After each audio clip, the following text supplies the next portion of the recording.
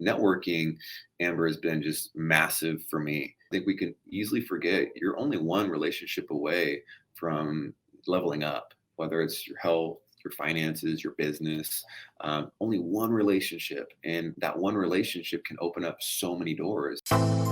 Welcome to the More Than Corporate podcast. I'm Amber Fuhriman, recovering perfectionist and serial accomplisher. If you're anything like I used to be, you've been living your life thinking that if you accomplish enough stuff, you'll finally find the success you've always wanted. But what if it's not about accomplishing more stuff? What if it's about accomplishing the right stuff? I believe you don't find success. You create it by intentionally designing the life you want and having the courage to get out of your comfort zone to live your design. I went from doing what I was supposed to do to doing what I love to do, and now I get to help others do the same. Keep listening as I chat with inspiring people who make it their mission to live their best life every day and learn how you too can live the life you've always wanted.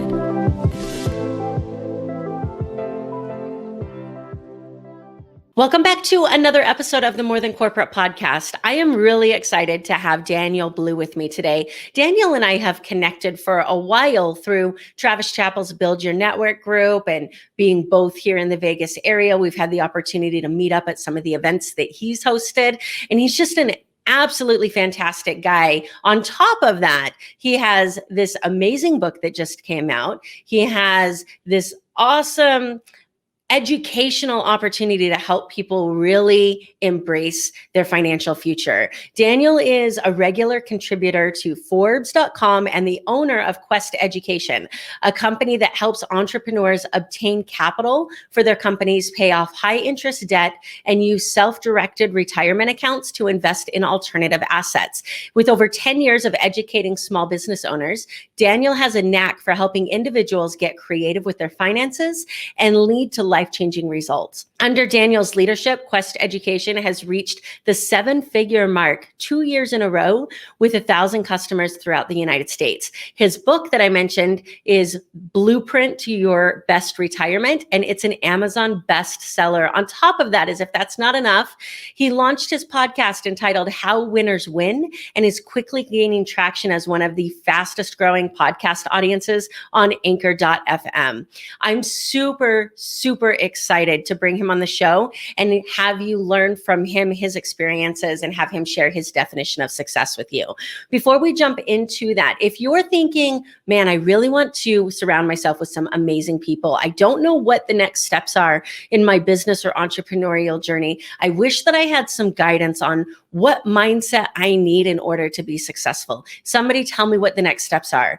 Come to Vegas, September 23rd to the 25th. I have a live event here called Design Your Life, where you will leave with actionable items that will allow you to start to build the blueprint to the life that you want to have. On top of that, you're going to gain tips from the speakers, and you're going to get connections that will help you skyrocket your success. If that sounds like something you need, click on the Calendly link and let's have a conversation about how we can get you here. With that being said, let's go ahead and bring Daniel into the show. Daniel, how's it going? Amber, doing great. Thank you so much for the introduction, and looking forward to jam with you here. Oh, I'm so excited. Thank you so much. And congrats on the book. Like, I'm really excited for that. Thank you. Yeah, it was a pain in the ass, can I tell you? I can see why so many people, one, don't write a book, or two, they start it and don't finish it. I started it over 2 years ago, and it just collected dust. I wasn't able to get it to the finish line, and my excuses outweighed my desire to get it done. But enough was enough. A few months ago, I finally got that baby to the finish line. So, all the things that we've procrastinated before, when you do it and you get it done, it definitely feels a lot better. Get that monkey out. What was the changing thing, do you think? Because I feel you on the starting and stopping of a book. It was 75 hard. Have you heard of that program? Yeah, I've started it like 7 times. Okay. Yeah. So I failed my first time. And I believe I actually had COVID. This was November 2019, right? So a couple months later is when, COVID actually got popular and whatnot. But I got super sick in November of 2019. And I never had that type of sickness in my lungs before. I was out for 2 weeks. I was on day 63 and I had to stop 75 hard. and it ate at me. I never finished it. And 2020 went by, never finished. Never started 75 Hard again. And then it was about spring of 2021 is when I jumped back on the 75 Hard train. And because I was in such a good flow of just getting shit done and just being really, really good with my time, I was like, you know what? Let's finish my book. Like, this is the time to do it. Stop being a little bitch. And you know what? I feel like I need that written on my wall to stop being a little bitch, right? My trainer used to say that to me all the time. He'd be like, Amber, are you a quitter? I'm like, no, I'm not. Leave me alone. Like, I hate this bike. So he would laugh at that comment. So for everybody who's listening who is not as crazy as you and does not know 75 Hard, what is that? What is 75 Hard? Can you describe it? Yeah. So it's 75 days straight, every single day of doing the following. You read 10 pages of some kind of self-development book, drink a gallon of water, no alcohol. You've got to do 2 workouts a day. One of them has to be outside. It could be, walking your dog, but it's got to be at least 45 minutes. And you got to stick to some kind of diet. It doesn't have to be a specific diet, but just some kind of diet, and no cheat meals. And you got to take a progress picture every single day. And the idea is, if you do that every single day over a 75-day period of time, there's going to be some things that happen during, that 2-3 month course that kind of sets you off, right? You travel somewhere, family comes in town, you get sick, like, just life happens. And can you sustain it? Like, can you follow through with what you said that you were going to do? And as much as it's a physical challenge, working out twice a day is not easy. It's more mental, right? Because you have to have time management and be really focused on what you're doing and how you're doing it, and doing what you need to do to complete the tasks. That's awesome. I have started a few times and decided that it wasn't in my best interest at the time, which is probably a mindset problem in and of itself, right? That has changed a little bit because I just hired my first executive assistant. And I'll tell you what, as a control freak, learning how to delegate is not my strongest suit. And so I have avoided an executive assistant until I actually had to have one, like probably a year after I needed to have one. But now that I see all the things she's going to be able to take off on my plate, I'm like, maybe I could actually like have a life again and do this 75 Hard stuff. Yeah, I love it. Let's make it happen. Yeah, let's do it. So other than the book, I'm really interested to know, what other positive things did you see? Was there any other impacts in your life in a positive way that really committing to something for 75 days had on your mindset? Biggest thing is self-worth, right? A lot of people talk about self-worth and how you can improve, how you feel about yourself, and, fear of failure. We all have those limiting beliefs and things like that. And the best way to improve self-worth and is to get more confidence. And the best way to get confidence is to follow through with the things that you said that you were going to do. And that's exactly what 75 Hard is. It's setting yourself up every single day to do things that you said that you were going to do. And we all have those moments. You say you're going to go to the gym tomorrow and you don't go, it eats at you. You say that you're going to, do a content video for, what you're doing, your business, and you don't do it. You lied to yourself. You're getting Pinocchio. You're getting a little nose, and you start feeling like shit. So that eats at you. It takes away equity from yourself. But if you start doing the things that you say you're going to do, and you actually follow through with it, you build equity within yourself, and you start getting more swag. You start getting more focus. You start getting that momentum. So then that way, when life throws adversity at you, it is just another day. You just brush it off and keep going. Yeah, I think that that's really one of the most important things with 75 Hard is like that commitment to yourself and that following through with what you say you're going to do. So I definitely feel that for sure.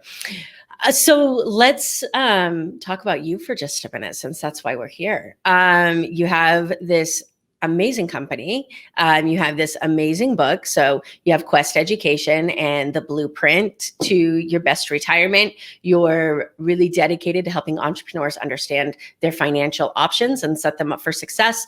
Was this always what Daniel wanted to do? How did you end up in this? Like, I guess the better way to ask this question is, what did like 12-year-old Daniel want to do with his life? Was it always financial related? Man, that's interesting that you picked that age. The 2 ages I share with people is 12 and 18. And I think if you think back at your life when you were 12, when you were 18, a lot of life events that happened shaped you who you are today. Right. So I'm 32 years old, just to give context. So 12, That's when my parents got divorced. My dad Wow. actually ended up moving to Mexico permanently, and now it's just my mom and myself.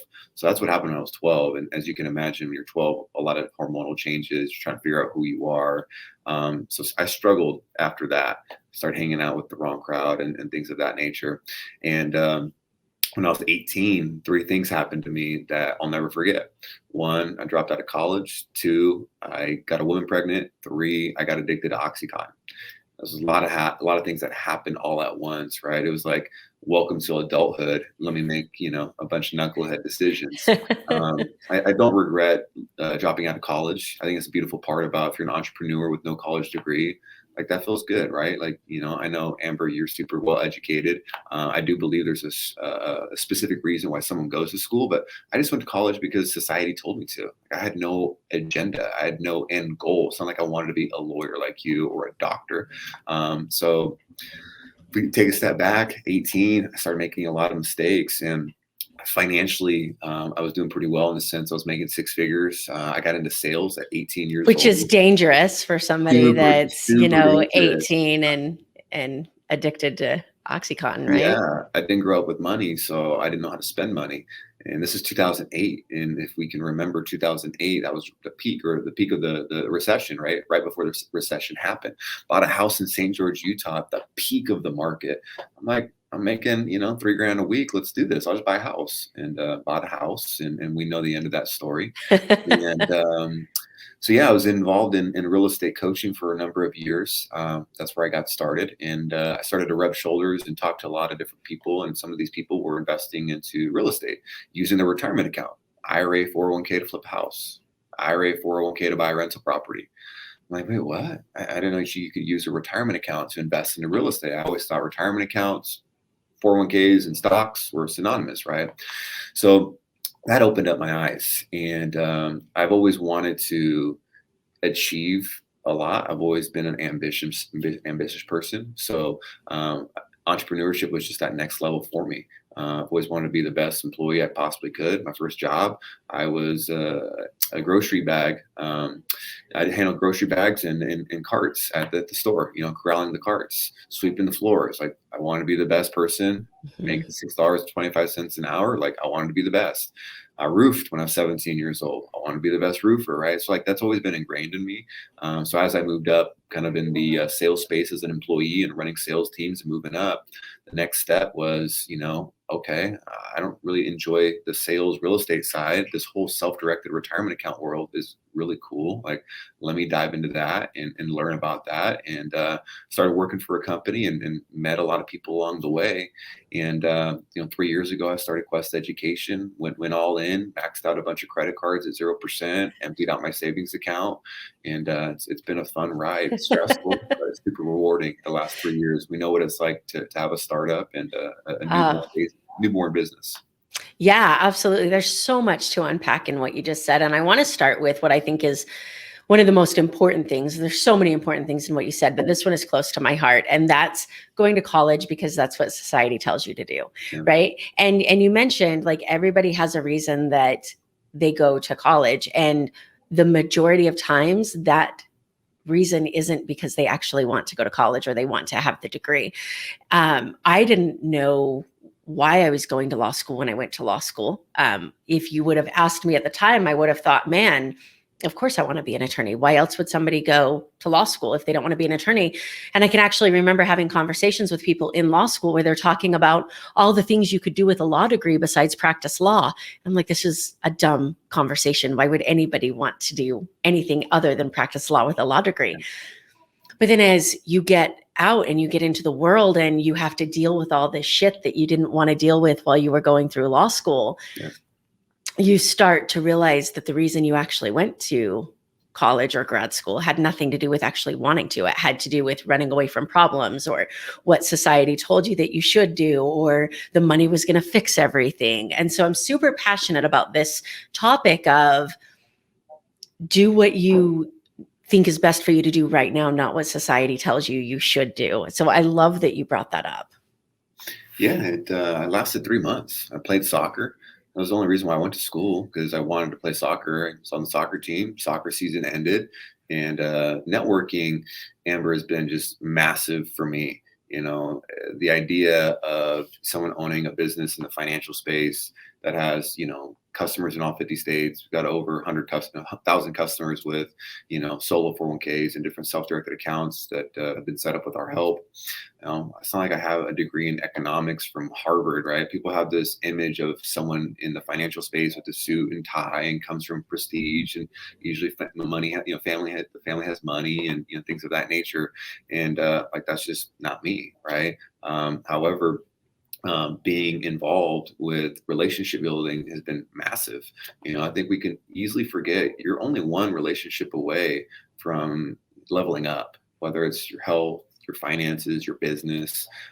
Only one relationship, and that one relationship can open up so many doors. And maybe that one relationship that I'm talking about isn't that one person that's going to open up the door for you and give you that promotion, or give you that, affiliate referral partner relationship. Or what it can be, though, is they know somebody, and then they open the door and you meet that other person, and that other person introduces you to another person. It's just like a nice, cool spider web, right? So relationship building, to me, relationship is a currency. It's far more valuable than money. And relationships have been massive to me in being able to grow and have employees and have, rock star team and, awesome customers, and, be able to start scaling. A lot of it's just relationship building. And, it's a cool part about business. You don't have to have a degree to have a successful business. You have to have proof of concept, right? You have to have the ability to show a track record and help people.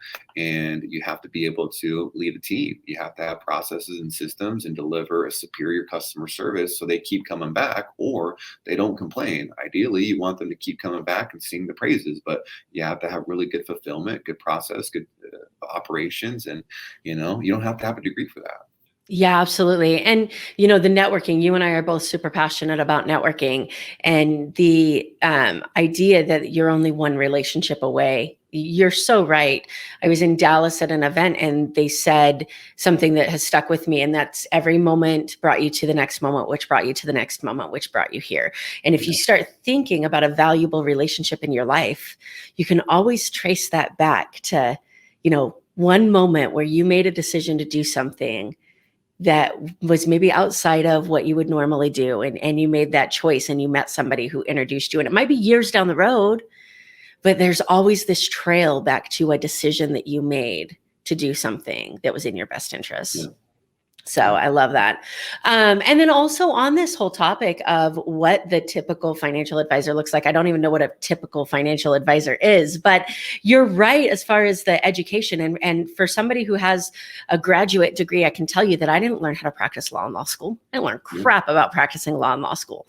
I learned how to pass the bar in law school. That was it. I learned how to practice law in internships. And so even those individuals that have that massive college education and they have the graduate degrees and all that stuff, like, they still have to do the on-the-job training. Like, they don't have more experience just because they have more education, right? Real world experience is huge, right? I'm not here to take anything away from universities and colleges and things of that nature. But it's a pretty cool feeling and an interesting perspective to know that I don't have a college degree, but a bunch of my employees, have college degrees, right? Like, Yeah. That's just the beauty of entrepreneurship. Like, you just got to get the right people in the right place and row the boat together. Yeah, absolutely. So let's talk for just a minute about what you said about just wanting to be the best, because I think that that's something that is really important for people to hear. So many people set these goals for themselves for these big businesses that they want to build or financial targets that they want to hit. And everything to that point is just a stepping stone. And so they treat it like a stepping stone. And they're like, oh, this doesn't really matter because this is where I want to be. But the idea of giving 100% to everything you do, whether it's your first job bagging groceries or whether it's, a relationship that you're just starting to build, is so powerful. How do you think that got ingrained in you? Did that come from a particular moment in your life that you can think of? For me, it was sports.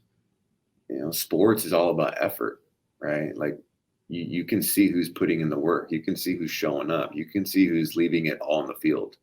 And if you leave it all on the field and you put in the effort, that's where it starts. If you lose, okay.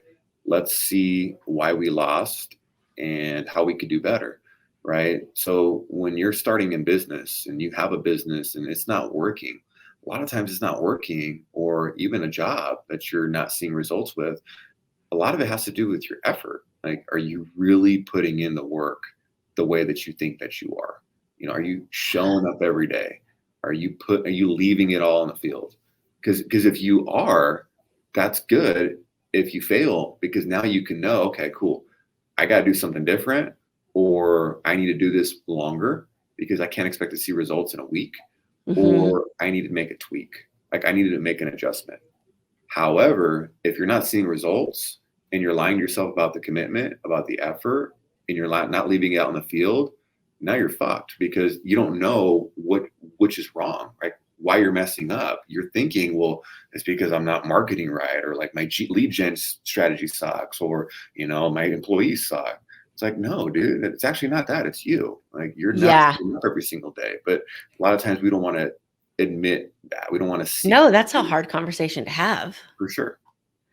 I also think it's interesting because the people who are willing to have that conversation with themselves, normally they're the people who gave 100% at the thing that wouldn't have normally worked and saw massive success anyways, because it's that hard work and dedication that continues to pay off. And then once they tweak the other stuff, then they just explode. But if you're willing to put in that hard work and dedication, you're going to see some results. Like, if you're seeing zero results at all, I would bet that the problem's you, right? Yeah. And if we want to simplify it, really, if you're not seeing results, it's only one of three things. Either one, like you just said, it's you. You're actually not showing up the way you think you are. You're full of shit. Two, you haven't done it long enough. So you are working, you are leaving it out on the field, but you just started a business and it's only been 3 months and you're crying that you're not seeing results. Like, dude, give me a break. Like, you got to be in the game longer than that, right? Yeah, the The long-term third game, man. is, maybe you are putting in the effort and it's been a while that you've been putting consistent effort. You just need, or your strategy's off. Like, tactically, there's something wrong, right? So there's only three things, right? Either your strategy, your commitment, or you haven't done it long enough. Like, it's one of those three things. So for the person who's listening that says, I'm not sure which one of those three things it is. I know that I want to be successful. I have these ideas and I just don't know where to start. Where should entrepreneurs start in trying to figure this answer out? And I know that's a broad question, but like, what would you say to somebody to say, hey, look, like, if I could give you one piece of advice of what to do to help figure this out, this would be it. Use a calendar. So let's start with the basics. That's a great way to measure how much work you're actually doing, right? So I live my life by the calendar. If it's not on the calendar, it's probably not going to get done, right? And if you live that way, look back at your calendar the week before, the day before, and your work is right there, right? So start there, right? Like, I remember when I first tried to gain weight and I was working out and I was trying to get bulkier and get more muscles, my trainer had me track my diet. And I was like, yeah, I know what I'm eating, bro. Like, I don't need to write this shit down. He's like, no, you do. So I actually wrote down what I was eating. And I was like, damn, I'm not eating enough calories. Like, I'm not consuming enough food. No wonder I'm a skinny little bitch, right? Like, it just hit different, right? Same thing. So start there. Like, use your calendar. If you're going to write content, put it on the calendar. If you're going to shoot a video, put it on the calendar. If you're going to respond to comments on social media for business, put it on the calendar. If you're going to have a meeting, put it on the calendar. Like, everything should be there. And then you really start auditing your time, and then are you just, as an entrepreneur, are you just working Monday through Friday and then you're packing it in on the weekends and you never do anything on the weekends? Sorry to tell you, but your competition is, right? Like, they're still getting a couple hours in on a Sunday morning while their family is maybe sleeping in, right? They're still getting a couple hours on the weekends here and there, getting ahead. I'm not saying work 7 days a week, 10 hours a day. I'm not saying that. I am saying, though, is entrepreneurs, they do go the extra mile, and they don't treat the weekends like the weekend, right? Like, the average 9-to-5 person just looks so forward to Friday and they dread Monday. Like, that's their mindset. As an entrepreneur, like, dude, every day is kind of the same day for me. I look at my calendar, what do I got going on? But that's why we do what we do, because then I can take off on a random Wednesday and do what I want to do, and my business still keeps flowing, right? So I would start first with your time, auditing your time, and then if you're good there with your time and you see like, I'm putting in the work, like I'm showing up, like I'm putting in the hours. Okay, cool. How long have you been doing that for?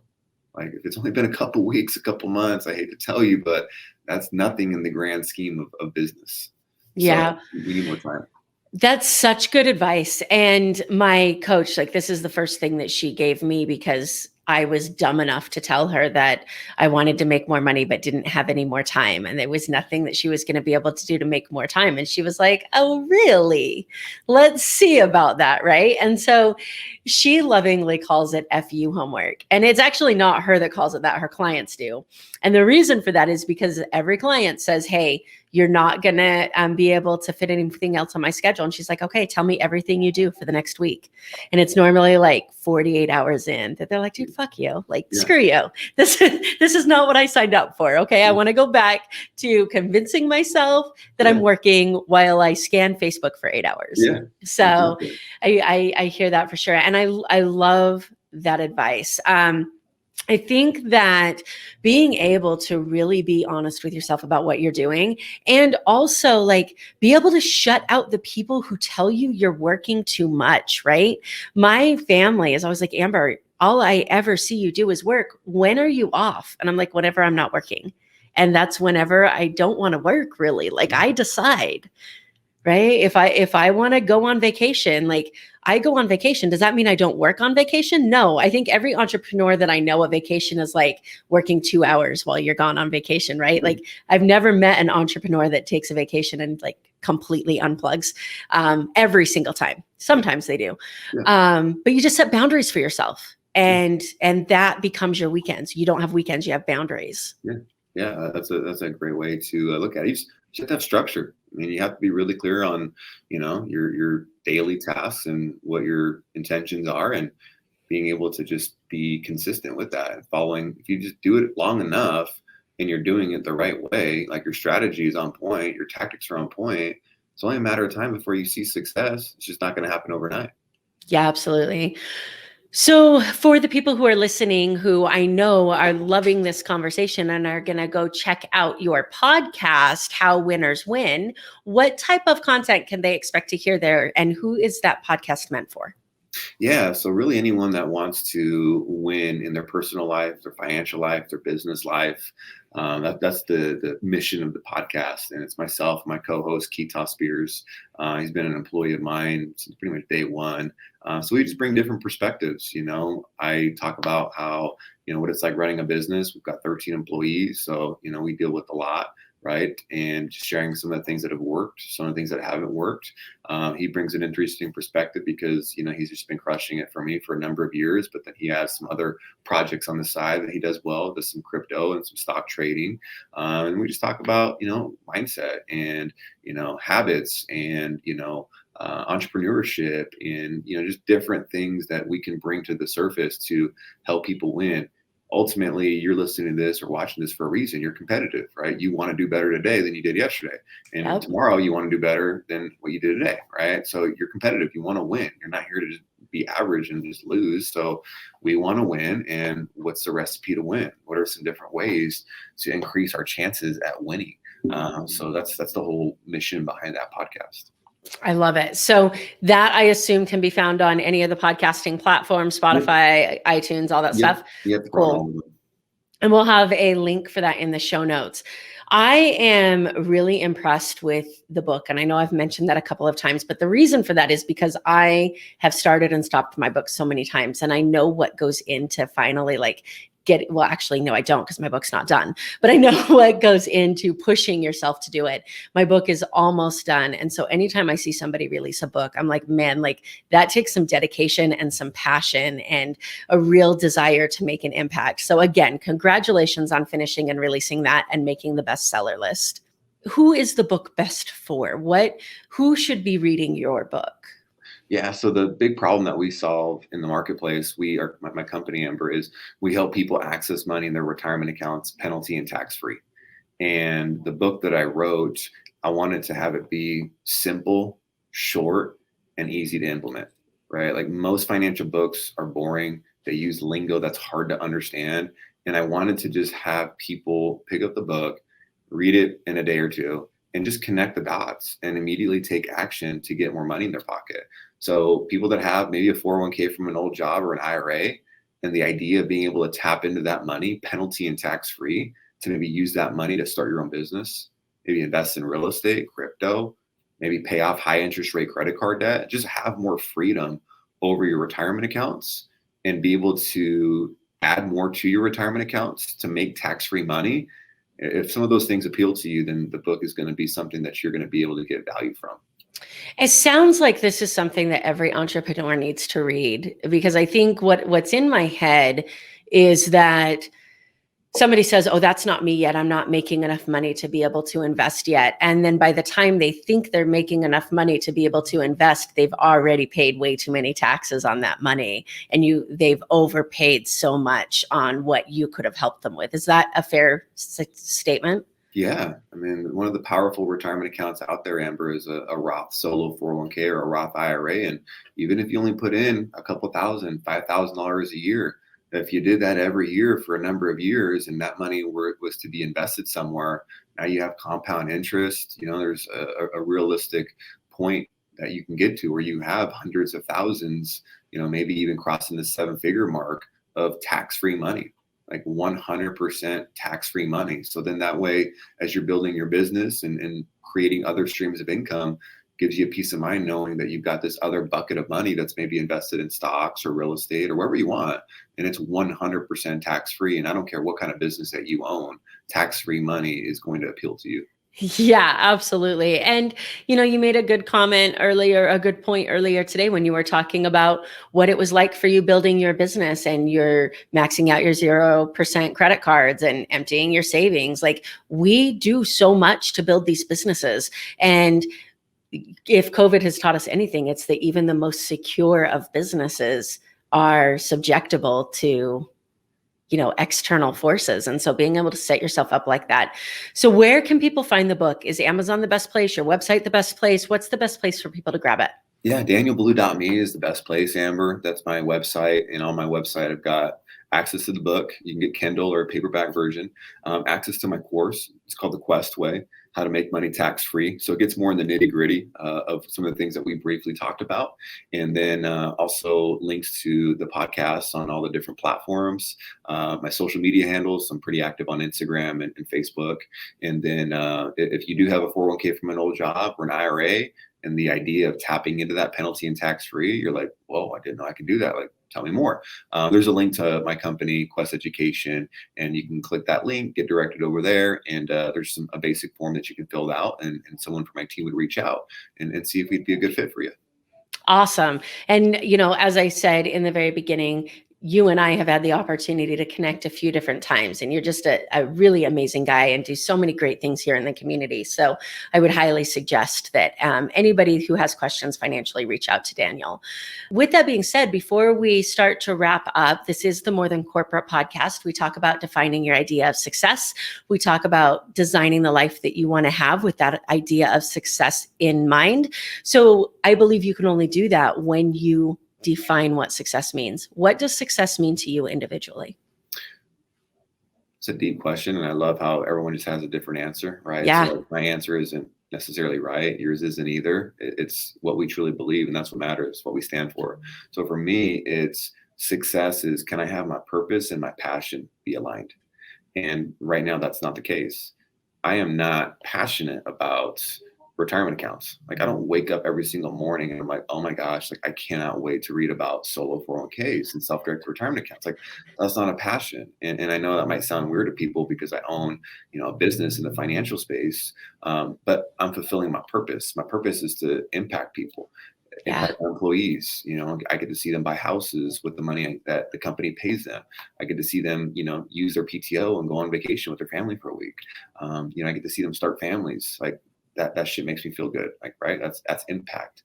My impact glass is getting filled, impacting our customers, seeing them use a retirement account to start a business that blows up and they quit their job. Like, that's impact. So impacting is my purpose. And so right now my purpose is being fulfilled.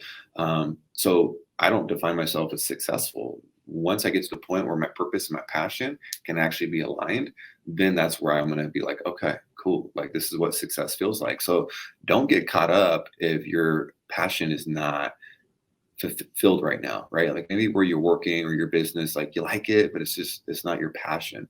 But is your purpose being filled in what you're doing? If your purpose is not being filled and your passion is not being dialed in, then you're probably unhappy, right? You're probably in a funk. You're probably not consistent with your mood, and you're probably just, not in a good place all the time.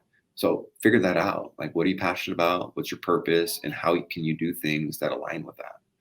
Yeah, I think that's an amazing definition. And I love the explanation that you gave for why maybe you wouldn't define yourself as successful right now, although there's so many people that would disagree. I'm one of those people. I think that this quest for success, right? As long as you're moving towards something, you're getting closer to that definition of success. So now I'm interested to know, like, that's a great macro definition of success that is the ideal. One day I'll get there and it's going to be amazing. On a micro level, where you're looking every single day, is there something that you do or ask yourself, or how do you determine whether your day is a success at the end of every single day so you can get closer and closer to that macro definition? Just the little things, right? Like if I can go to bed and be in my bed next to my wife and my daughter's down the hall, I wake up in the morning and, my eyes are open and I could put my 2 feet down. First thing I think about when I wake up is what I'm grateful for. Like immediately when I wake up, we're vulnerable when we wake up, right? Our subconscious is humming, like we got sleep on our eyes, like half our eyes are open, like we're super vulnerable. So whatever you inject in your mind at that point in time, it's going to have an effect throughout the day. And most people grab their phone. Most people put themselves in a position where they start injecting themselves with negative shit in the morning, and it's harder to recover that day. So for me, what's a success is I might have had to put out some fires. Like there might have been some bullshit I had to deal with that day, because we all know entrepreneurship can have stress, right? However, if I'm waking up in the morning and I'm going to bed at night, I mean, there's just so much to be grateful for, right? And if I wake up the next day, then God gave me another day to be alive, to make an impact. And that's where it starts. So, I just try to look at the little things like that. That's so cool.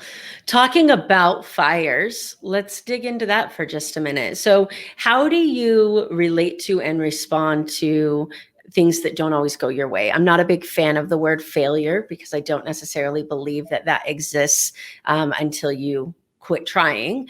But I know that, not being successful in every single task that you take on is a thing that entrepreneurs deal with. How do you avoid the frustration of that, and how do you move forward? You don't avoid it, right? Like if you give a shit and you want to win, you're going to get frustrated. You're going to get pissed. You're going to feel stress. Like that's real life. Like if you think you're not going to feel that way, like you might as well not be in business, because you're going to like be in for a rude awakening. So that being said, like how can you cope with it? Like how can you manage it is how I would look at that.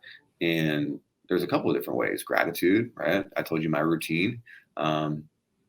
Eating healthy, getting enough sleep, working out, exercising, getting sun, right? Like just all those little things, surrounding myself with other people that are ambitious, that, don't deal with negativity, that are high achievers, that want to grow, surrounding yourself with people like that. Like all of those little things add up.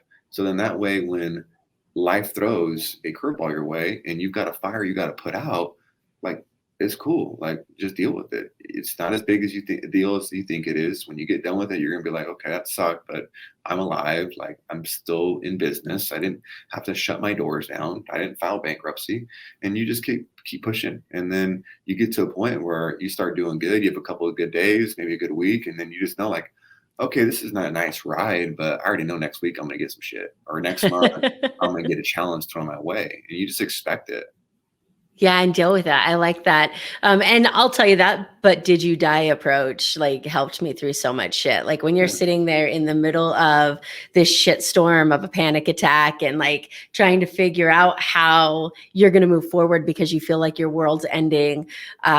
I know this is going to sound so odd, but for me, what pulls me out of that is watching obstacle course racing videos from people who have amputees, fake prosthetic limbs, cancer survivors, things to that effect. Like, that's why obstacle course racing had such a huge role on who I am today, is because like I had no more excuses to not succeed at what I did. Right. So it's like when you think your life sucks, like I go find somebody who's doing better things than I am with less opportunity. And then I'm like, okay, you're not dead. Get off your ass. And then that's where you go back to your voice. Like you said, stop being a little bitch voice. Right? And then you just have a different perspective, and you just understand that your perspective drives your performance.